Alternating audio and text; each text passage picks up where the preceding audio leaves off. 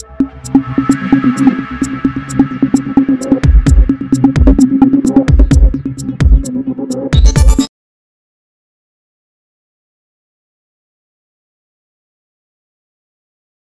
Hello నమస్తే, నేను మీ Shapana. Welcome to NXT TV education ఆర్. 10వ తరగతి ఇంటర్మీడియట్ కంప్లీట్ అయిపోయిన ప్రతి ఒక్కరు కూడా రిజల్ట్ కోసం ఎదురు చూస్తూ ఉన్నారు కదా. అసలు పరీక్ష ముందుంది. 10వ తరగతి ఇంటర్మీడియట్ కంప్లీట్ అయిపోయిన విద్యార్థులు అలాగే వారి తల్లిదండ్రులు నెక్స్ట్ ఏ కోచింగ్లో జాయిన్ చేస్తే మంచిది, దేంట్లో ఫ్యూచర్ ఉందని ఇలాంటి ప్రతి ఒక్క ప్రశ్నతో అందరూ సతమతం అవుతున్నారు కదా. ఇటువంటి వీటన్నిటికీ కూడా మనకి నివృత్తి చేయడానికి ఈరోజు మనతో పాటు మన స్టూడియోలో ఉన్నారు జీవీఆర్ ఎడ్యుకేషన్ ఇన్స్టిట్యూట్ నుంచి డైరెక్టర్ వీరయ్య గారు. సార్ నమస్తే. నమస్తే మేడం. సార్ ముందుగా ఇప్పుడు 10th క్లాస్ అండ్ అలాగే ఇంటర్మీడియట్ కంప్లీట్ చేసుకున్న పిల్లలు చాలామంది ఉన్నారు. సో వీళ్ళకి నెక్స్ట్ ఏ కోచింగ్ తీసుకుంటే ఫ్యూచర్ బాగుంటుందంటారు? 10th క్లాస్కి వచ్చేటప్పటికల్లా 10th అయిపోయిన తర్వాత ఇంటర్మీడియట్ వెళ్ళటం ఒకటి మార్గం అండి. ఆ తర్వాత 10th అయిపోయిన తర్వాత ఇంజనీరింగ్ చేయాలనుకుంటే ఇంటర్మీడియట్ కంటే పాలిటెక్నిక్ ఇంకొకటి బెటర్ అయిన మార్గం ఒకటి ఉంది. కానీ చాలామందికి ఈ పాలిటెక్నిక్ గురించి అవగాహన లేదు. అందరూ most of the 90% 10th class complete అయిన స్టూడెంట్స్ అందరూ ఇంటర్మీడియట్కి వెళ్తారు. ఈవెన్ మధ్యతరగతి వాళ్ళు కానీ బిలో పావర్టీ లైన్ ఉన్న వాళ్ళు కూడా ఇంటర్మీడియట్కి వెళ్తారు ఇంజనీరింగ్ చేయాలనుకుంటే. కానీ పాలిటెక్నిక్ వైపు చాలామంది రారండి. ఎందుకంటే there is no lack of education. వాళ్ళకి అవగాహన లేదు దాని మీద. కానీ మధ్యతరగతి పిల్లలకి తర్వాత బిలో పావర్టీ లైన్ ఉన్నటువంటి పిల్లలకి ఇంజనీరింగ్ చేయాలనే కల గనక వాళ్ళకి అనుకుంటే ఈ పాలిటెక్నిక్ అనేది చాలా ఉత్తమమైన మార్గం అండి. అది ఎందుకంటే ఇప్పుడు పాలిటెక్నిక్ 3 సంవత్సరాల కోర్స్ అండి. ఈ 3 సంవత్సరాల కోర్సు రాయటానికి రేపు ఏప్రిల్ 30వ తారీఖున state board of technical education and training అనే మన సంస్థ ఆంధ్రప్రదేశ్ సంస్థ ఒక ఎగ్జామ్ పెడుతుంది. దేని మీద ఎగ్జామ్ పెడుతుంది? ఇది 10th క్లాస్లో ఉన్నటువంటి వాళ్ళ సిలబస్సే మ్యాథ్స్, ఫిజిక్స్, కెమిస్ట్రీ వీటి మీద 120 మార్కులకి ఎగ్జామ్ పెడుతుంది. ఈ 120 మార్కుల్లో వాళ్ళు కనుక క్వాలిఫై అయితే, SC ST అయితే క్వాలిఫై పెద్దగా లేదు, మిగిలిన వాళ్ళు క్వాలిఫై మార్క్స్ ఉన్నాయి. ఆ క్వాలిఫై మార్క్స్ వస్తే ఏదో ఒక ఇంజనీరింగ్ పాలిటెక్నిక్ కాలేజీలో పాలిటెక్నిక్ 3 years చదవటానికి సీట్ వస్తుంది. ఈ పాలిటెక్నిక్లో ఏమేమి కోర్సులు ఉన్నాయి? మెకానికల్ ఉంది, సివిల్ ఉంది, EEE ఉంది, EC ఉంది, ఎలక్ట్రానిక్స్ అండ్ కమ్యూనికేషన్ ఉంది. తర్వాత ఈ మధ్య కాలంలో AML artificial intelligence machine language అని కోర్సు కొత్తగా బీటెక్లో డిప్లొమా కూడా ఇంట్రడ్యూస్ చేశారు.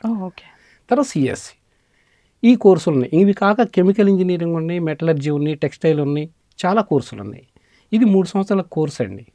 ఈ 3 సంవత్సరాల కోర్సులో ఈ కనుక ఈ పాలిసెట్ ఎంట్రన్స్ రాసి సీట్ సంపాదిస్తే ఈ 3 years కోర్సు చదువుకొని గవర్నమెంట్ జాబ్ వస్తే వచ్చింది, లేదంటే ఏ ప్రైవేట్ ఇన్స్టిట్యూషన్లో అంటే ప్రైవేటు ఎంప్లాయ్మెంట్ కల్పించేటువంటి సంస్థల్లో మినిమం 15,000 to 20,000 సంపాదించే అవకాశం ఉంది. మొన్న 24 రిజల్ట్ ఈసెట్ రిజల్ట్ మన టీవీలో కూడా ఆ అమ్మాయి మాట్లాడటం జరిగింది. MBTS పాలిటెక్నిక్ కాలేజీలో లాస్ట్ ఇయర్ CSE బ్రాంచ్లో డిప్లొమా కంప్లీట్ చేసుకొని మా కోచింగ్ సెంటర్ జీవీఆర్ కోచింగ్ సెంటర్కి ఈసెట్ కోచింగ్ రావడం జరిగింది. IMAకి 300 చిల్లర రావడం జరిగింది. కానీ IMA క్యాంపస్లో సెలెక్ట్ అయిందండి. రోహిణి ప్రేమవద మన వాళ్ళకు వాయిస్ కూడా ఇచ్చింది. మన న్యూస్ కవర్ అయింది, మన దాంట్లో కవర్ అయింది. ఆ అమ్మాయికి ఇప్పుడు ట్రైనింగ్ అయిపోయిన తర్వాత, ట్రైనింగ్ పీరియడ్లో ఉంది ఇప్పుడు ఆ ట్రైనింగ్ అయిపోయిన తర్వాత 2 months 3 months 6 months ఉంటుంది అయితే ట్రైనింగ్. అది అయిపోయిన తర్వాత ఫర్ మంత్ ఆ అమ్మాయికి 65,000 రూపాయల శాలరీ ఉందండి. At the age of 18 or 19. This is the best way మధ్యతరగతి వాళ్ళకి. కానీ చాలా మందికి తెలియదు. అర్లీగా సెటిల్ అయిపోవచ్చు బ్రహ్మాండంగా. ఈ పాలిటెక్నిక్ 3 సంవత్సరాలు కూడా వాళ్ళు క్వాలిఫై ఏదో పాలిటెక్నిక్ కాలేజీలో ఏదో గవర్నమెంట్ ఆర్ ప్రైవేట్ కాలేజీలో కనుక సీట్ సంపాదిస్తే ఎటువంటి ఫీజు కట్టే పని లేదు మేడం. కానీ అదే ఇంటర్మీడియట్కి వెళ్ళారనుకోండి, ఇంటర్మీడియట్ 2 సంవత్సరాలు ఏదో కార్పొరేట్ కాలేజీకి వెళ్ళాలి. ఆ కాలేజీలో కనీసం 18,000 36,000 ఖర్చు పెట్టాలి. ఖర్చు పెట్టిన తర్వాత ఎంసెట్ రాసుకొని ఇంజనీరింగ్కి వెళ్ళాలి. వీళ్ళు ఎటువంటి ఫీజు కట్టే పని లేదు గవర్నమెంట్కి. వన్స్ పాలిసెట్ క్వాలిఫై అయితే they join in to their different colleges. There is no fees, tuition fees. ఇదండి, ఇది ఎకనామికల్ బేసిస్లో ఇది.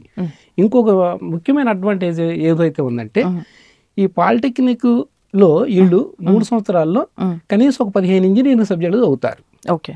వీళ్ళు ఈసెట్ రాసుకొని ఇంజనీరింగ్ డైరెక్ట్గా సెకండ్ ఇయర్కి వెళ్తాడు. ఇంటర్మీడియట్ 2 సంవత్సరాలు మ్యాథ్స్, ఫిజిక్స్, కెమిస్ట్రీ చదువుతాడు. ఓకే. తర్వాత ఎంసెట్ రాసుకుంటాడు. అవును. ఎంసెట్ రాసుకుని 4 సంవత్సరాల ఇంజనీరింగ్ కోర్సులో మొదటి సంవత్సరంలో ఒక 4 ఇంజనీరింగ్ సబ్జెక్టులు చదివి సెకండ్ ఇయర్లోకి వెళ్తాడు. ఇది ఇంటర్మీడియట్ ద్వారా ఎంసెట్ ద్వారా ఇంజనీరింగ్కి వెళ్ళినాడు. ఏళ్ళకి పట్టేది 6 సంవత్సరాలు, ఏళ్ళకి పెట్టేది 6 సంవత్సరాలే. అయితే పాలిటెక్నిక్లో 3 సంవత్సరాలు అయిపోయిన తర్వాత డైరెక్ట్ సెకండ్ ఇయర్లోకి వెళ్తాడు బీటెక్లో.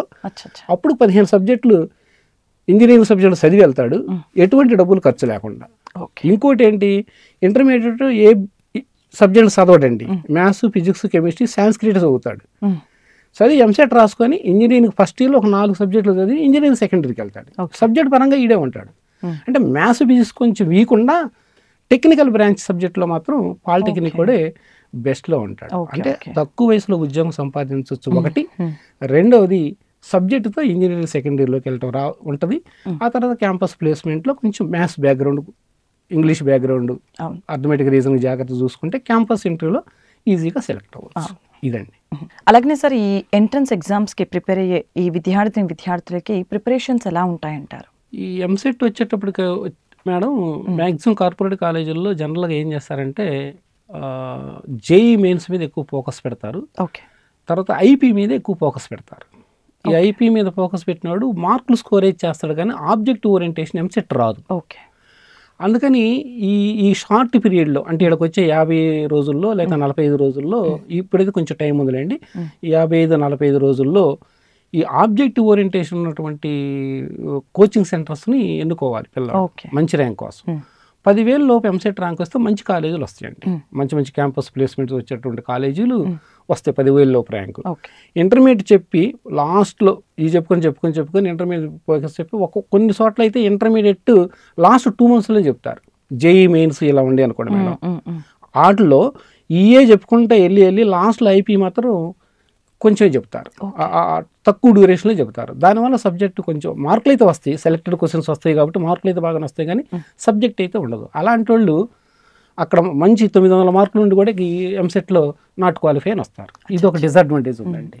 కాబట్టి పిల్లగాడు కోచింగ్ సెంటర్కి రావడం ముఖ్యం కాదు, కానీ ఇక్కడ చెప్పే టైం టేబుల్ జాగ్రత్తగా ఫాలో అయ్యి ఇక్కడ చెప్పేటువంటి సినాప్సిస్ ఏదైతే ఉన్నాయో, కాన్సెప్ట్ ఏది ఉందో బాగా నేర్చుకొని, ఆ తర్వాత ఈ తక్కువ పీరియడ్లో ఎగ్జామ్స్ రాసుకొని, ఈ తక్కువ పీరియడ్లో ఒక ప్రణాళికని ఏర్పాటు చేసుకొని బెటర్గా ప్లాన్ చేసుకుంటే వాడు అనుకున్నటువంటి కాలేజ్ వస్తుంది, మంచి ర్యాంక్ వస్తుందండి. అది పాలిటెక్నిక్ వాళ్ళకి వచ్చేటప్పటికంటే పాలిసెట్ వాళ్ళకి కేవలం ఒక 28 రోజులే ఉంటుంది. వాళ్ళకి ఈరోజు ఎగ్జామ్స్ పోయినాయి, 1వ తారీఖు ఏప్రిల్ 1వ తారీఖు ఎగ్జామ్స్ అయిపోయినాయండి. వాళ్ళకి ఏప్రిల్ 30 ఎగ్జామ్, పాలిసెట్ ఎగ్జామ్. ఇప్పుడు ఎంత డ్యూరేషన్ ఉంది? 28 రోజులు డ్యూరేషన్ ఉంది. సరే, ఎగ్జామ్ అయిపోయిన తర్వాత వెంటనే వస్తాడా? రాడు. ఒక 2-3 రోజులు రెస్ట్ తీసుకుంటాడు. అంటే ఆడు వచ్చేటప్పటికల్లా 5వ తారీఖు అయింది, 30వ తారీఖు ఎగ్జామ్, అంటే 25 రోజులు ఉంది. 25 రోజుల్లో 1-2 రోజులు ఆబ్సెంట్ అవుతాడు. వీడికి ఏం చెప్తారు? ఇప్పటి వరకు థియరిటికల్గానే చెప్తారు, థియరీ మొత్తం థియరీ, ఆబ్జెక్టివ్ ఓరియంటేషన్ లేదు. ఈ ఆబ్జెక్టివ్ ఓరియంటేషన్ చూసుకొని జాగ్రత్తగా ప్రిపేర్ అయితే మంచి ర్యాంక్ వస్తే, 1000 లోపు మంచి ర్యాంక్ వస్తే గవర్నమెంట్ కాలేజీలు వస్తాయి. గవర్నమెంట్ కాలేజీల్లో అంతా వెల్ క్వాలిఫైడ్ ఫ్యాకల్టీ ఉంటారు. అలానే ప్రైవేట్ కాలేజీలు ఉండరని కాదండి, అది పాలిటెక్నిక్ వెళ్ళేటప్పుడు కొంచెం మంచి కాలేజీలు చూసుకొని వెళ్తే ఫ్యూచర్ మాత్రం బాగుంటుందండి. ఓకే. అలాగే సార్, ఇప్పుడు ఈ జీవీఆర్ అంటే మీ జీవీఆర్ కోచింగ్ సెంటర్లో పాలిటెక్నిక్ సీట్ రావాలనంటే అటువంటి విద్యార్థులకి మీరు ఎటువంటి కోచింగ్ ఇస్తూ ఉంటారు? ఆ స్టూడెంట్ని ఎలా ప్రిపేర్ చేస్తూ ఉంటారు? మనం మంచి క్వశ్చన్ అడిగారు. అయితే ఇక్కడ పాలిటెక్నిక్ తక్కువ టైం కాబట్టి వాడు సంవత్సరం చదివిన మ్యాథ్స్, ఫిజిక్స్, కెమిస్ట్రీ సిలబస్ని మేము 25 రోజుల్లోనే చెప్పాలి. మ్యాథ్స్ ఒకళ్ళు చెప్పారు అనుకోండి, highly impossible to complete the syllabus. కాబట్టి మ్యాథ్స్ 2-3 చేత చెప్పిస్తాం, ఫిజిక్స్ ఒక 2 చేత చెప్పిస్తాం, కెమిస్ట్రీ ఒక 2 చేత చెప్పిస్తాం. ప్రతి టాపిక్ వైజ్గా ఒక ఎగ్జామ్ పెడతాం, లాస్ట్లో 3 గ్రాండ్ టెస్ట్లు పెడతాం. ఈ పాలిటెక్నిక్ వచ్చేటప్పటికల్లా ఏమవుతుందంటే మనకి ఈ బబులింగ్ సిస్టమ్ ఉంటుందండి.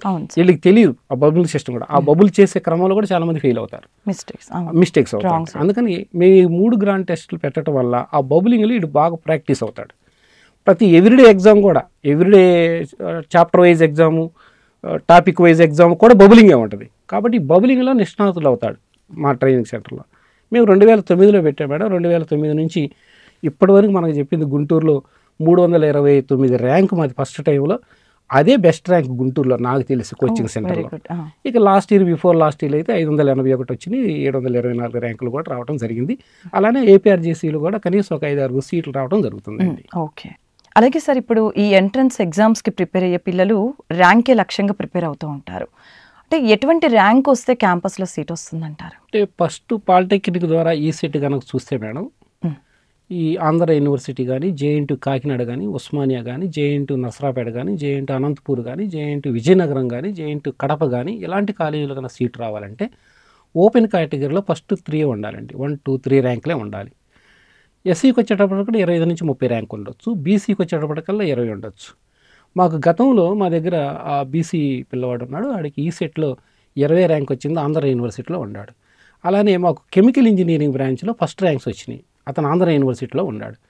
అలానే కెమికల్ ఇంజనీరింగ్లో టీఎస్లో ఫస్ట్ ర్యాంకు, ఏపీలో సెకండ్ ర్యాంక్ వచ్చినటువంటి వాళ్ళు ఈరోజు సెంట్రల్ గవర్నమెంట్ జాబుల్లో ఉన్నారు. అంటే క్యాంపస్లో, యూనివర్సిటీ క్యాంపస్లో రావాలంటే బిలో 10 ఓసీకి అయితే బిలో 5, ఎస్సీకి అయితే 25 to 30, బీసీకి అయితే 20 అరౌండ్లో ఉండాలండి. అది ఎంసెట్కి వచ్చేటప్పటికల్లా మనకి యూనివర్సిటీలో రావాలంటే 1000 లోపు ర్యాంక్ ఉండాలి. కానీ EAMCET highly competition, heavy competition, 3 లక్షల పైన చిల్లర రాస్తారు, 3,50,000 అన్ని ఇయర్లీ రాస్తారు. వాళ్ళల్లో ఒక 1000 లోపు, 500 లోపు వస్తే క్యాంపస్ రావడానికి అవకాశం మనకు ఉంటుందండి. ఓకే. అలాగే సార్ ఇప్పుడు ఈ విద్యా కోర్సుని చేసే విద్యార్థులకి విద్యా ప్రణాళికలు ఎలా ఉంటాయంటారు? విద్యా ప్రణాళికలు అంటే పాలిటెక్నిక్లో ఒక చిన్న డిసడ్వాంటేజ్ ఒకటి ఉందండి. ఓకే. పాలిటెక్నిక్ కోర్సు మంచిది, దానివల్ల మధ్యతరగతి వాళ్ళు ఈజీగా సెటిల్ అవుతారు, తక్కువ అంటే డబ్బు ఖర్చు లేకుండా ఇంజనీరింగ్కి వెళ్ళే అవకాశం ఉంటుంది, జాబ్ సంపాదించుకునే అవకాశం కూడా ఉంటుంది. కానీ అక్కడ మేజర్ డిసడ్వాంటేజ్ ఏంటంటే పేరెంట్స్ పర్యవేక్షణ ఉండాలండి. 3 years కూడా ఓకే, పేరెంట్స్ పర్యవేక్షణ కంపల్సరీగా ఉండాలి. అది కాలేజీల్లో లోపిస్తుంది. ఎందుకంటే నేను గత 20 సంవత్సరాలు డిఫరెంట్ కాలేజీలో పనిచేశాను, లెక్చరర్గా పనిచేశాను, అసిస్టెంట్ ప్రొఫెసర్గా పనిచేశాను. కాబట్టి ఆ లోపాలు మేము కల్లారా చూస్తున్నాం. పిల్లగాడిని ఫస్ట్ జాయిన్ చేసినప్పుడు వస్తాడు పేరెంట్, మళ్ళీ 3 సంవత్సరాలు అయిన తర్వాత రాడు. ఈ లోపల రెగ్యులర్ కాలేజీకి వెళ్తున్నాడా లేదా, సబ్జెక్టులు అర్థమవుతున్నాయా లేదా, ఎగ్జామ్స్ రాస్తున్నాడా లేదా అనేది అసలు ఏ పేరెంట్ అడగరు. ప్లస్ అదిను కాక పాలిటెక్నిక్ ఇంటర్మీడియట్ కాలేజీ తేడా ఏంటంటే పాలిటెక్నిక్ కాలేజీలో మ్యాక్సిమం ఇంటికి ఇన్ఫామ్ చేయరు. ఇంటికి ఇన్ఫామ్ చేయరు పేరెంట్కి, ఈరోజు మీ అబ్బాయి కాలేజీకి రాలేదు, మీ అబ్బాయి రారు, వీళ్ళు వెళ్ళి తెలుసుకోవాలి. వాళ్ళు చేయలేరు. అది ప్రైవేట్ కాలేజీలో కావచ్చు, గవర్నమెంట్ కాలేజీలో కావచ్చు. కానీ ఇంటర్మీడియట్ అయితే ఖచ్చితంగా రాకపోతే ఒక 5 నిమిషాలకి అటెండెన్స్ తీసుకొని పేరెంట్కి ఫోన్ వెళ్తుంది. కాబట్టి ఇంటర్మీడియట్ ఫెయిల్యూర్స్ తక్కువ ఉంటారు, పాలిటెక్నిక్ ఫెయిల్యూర్స్ ఎక్కువ ఉంటారు. ఇదొక్కటే మేజర్ డిసడ్వాంటేజ్ పాలిటెక్నిక్లో. అదండి. సో చూసారు కదండి ఈరోజు కార్యక్రమం. 10th చదివే పిల్లలు అలాగనే ఇంటర్మీడియట్ చదివే పిల్లలకి కాస్త అవగాహన వచ్చిందని అనుకుంటున్నాం. మీకు ఇంకా ఎటువంటి సమస్యలు ఉన్నా కూడా మీరు జీవీఆర్ కోచింగ్ సెంటర్ని ఒక్కసారి సంప్రదించవచ్చు. I wish you all the best. Thank you so much sir, me valuable టైంని కేటాయించి స్టూడియోకి వచ్చి అండ్ విద్యార్థులకి చాలా చక్కగా సలహాలు ఇచ్చారు. ఈ కార్యక్రమం ఇంతటితో సమాప్తం. మరొక కార్యక్రమంలో మళ్ళీ కలుద్దాం. నమస్కారం.